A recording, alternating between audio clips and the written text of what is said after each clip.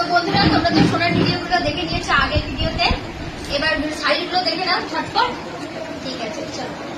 এই যে এই শাড়িটা দিয়েছে আমার মামা শ্বশুর, রেখে দাও সাইডে।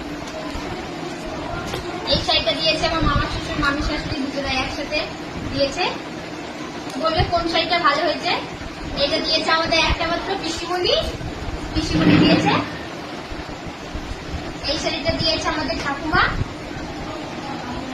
আর এই যে এটা তো দেখেছো, এটা পরে আমি স্বাদ খেয়েছি, এটা আমার শাশুড়ি দিয়েছে আমার স্বাদের জন্য। এই শাড়িটা দিয়েছে আমার শ্বশুর মশাই,